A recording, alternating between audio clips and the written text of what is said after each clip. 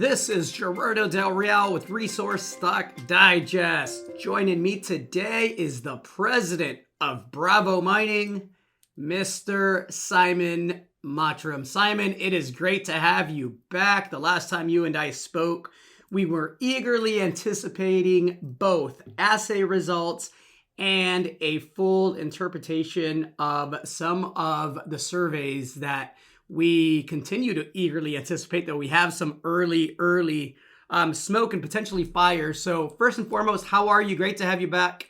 How are things going? I'm great, thanks, Gerardo, and it's a pleasure to be here as always. Well, let's get into the latest bit of news. You just announced thick, high grade PGM plus gold plus nickel mineralization at depths of up to 330 meters below surface. I commented off air that it's clear to me that the market doesn't get it yet. I am certain the market will get it soon, but I thought I'd have you on to speak to why this release is so important for the company, and in my eyes, a game changer. Well, Gerardo, I think let's start off on the obvious or the predictable part. I mean, we said we were going to go and drill from 100 to 150 meters depth. We did that, and now we're embarking, as you know, on the phase 2 program.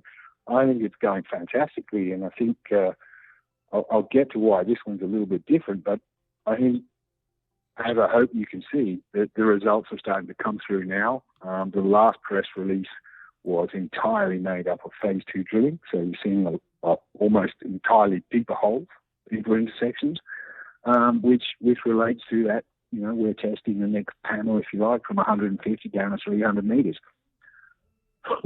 The press release before that was about a 50-50 mix of the last of the phase 1 holes coming through from the lab and the first of the phase 2 holes. And again, they were good results. So I think that, the news in the latest press release belies that. The results are coming through from phase 2.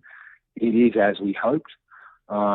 You could say no big surprises, and you could say it's a great surprise. I mean, the results look fantastic to me, but I think at the same time, we obviously always anticipated that the deposit is going to continue going at that sort of depth, and these results back that up. I think in terms of hole 175, I mean, you're not wrong. It's a pretty special result, and I guess I have the benefit of having all these little tables and charts that some of us have, and I know you guys keep them too. I know you guys track it and track the results to see what's going on.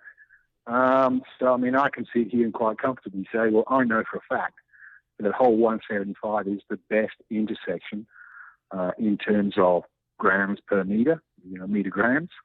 It's the best intersection Bravo's ever drilled. And I'm sure, when Alex and Ginny and Luis are out on whatever the next presentation or roadshow is, you're going to look at that top 20, which I know Ginny loves to show, and you'll see that hole at the number 2 position. And the only hole that's above it is an old historic hole, which is in the oxide and, has the benefit of some pretty spectacular super G hits right up near the surface. So this hole is spectacular. It's the best hole we've ever drilled in terms of results. But then beyond that, you see that high-grade zone, and we see other companies out there talking about high-grade zones, and they're perhaps not that sort of grade, and they're at much greater depths. So we're basically right on that cusp there of 150 to 300 meter window, with the high-grade zone is just at about from 300. There's 30 something meters there, 32 meters at 5 grams. I mean, I don't think we're going to get much better than that. I won't do, but that really is a spectacular result. And I'm sure that everybody's going to ask the same question, which is, what do you think the hole below that's going to look like? Well, let's go and drill one. We'll find out. And I don't think you're going to find any fear in this company of going straight back out there and drilling another one. We'll just step back 100 meters and see what's there. Well, listen, I don't think that the fact that you have nickel and grades and widths, it's coming together beautifully. I don't think it's a coincidence that you have all of these things and that it seems like you really got a tiger by the tail. Like, it seems like the company knows or has a pretty darn good idea of what the geologic model looks like, and you're trying to vector in to the higher grade guts of the system, which again, you continue to execute on. What are next steps? You talked about receiving the final data set from the airborne electromagnetics, and I know we're eagerly anticipating that because that's obviously going to aid the targeting process. How is that coming along? Yeah, look, that's really starting to get some traction now. I know it's been a bit painful. It's a bit of a wait. These things are. I remember looking at the contract thinking, really, it's going to take 5 weeks to get the final data. But that's I guess it takes up to 5 weeks, but it's not going to be one. But you saw in the press release, we've got the data, and interestingly, we've got the microgravity program going on ground, and we've got a very detailed ground gravity survey. Even though the Helitem comes with ground magnetics, even though the Helitem comes with its own magnetics, obviously the ground magnetics is at a much closer spacing. So it all comes together and just makes a better set of data. But while we've been waiting on the Helitem final data, we're almost finished the other 2 programs. So I think what you're going to see now is, and I don't think we even realize this ourselves, was that we'll actually end up with all 3 sets of data pretty much at the same time. So we're starting on, see the detailed interpretation of the Helitem now. And I think, the ground mag is probably not as important as the gravity. The microgravity should be really interesting. And we should end up with that interpretation, be able to work side by side or in combination with the Helitem. So I'd like to stick to what I've said previously, which is towards the end of this month, I think we'll have drill targets.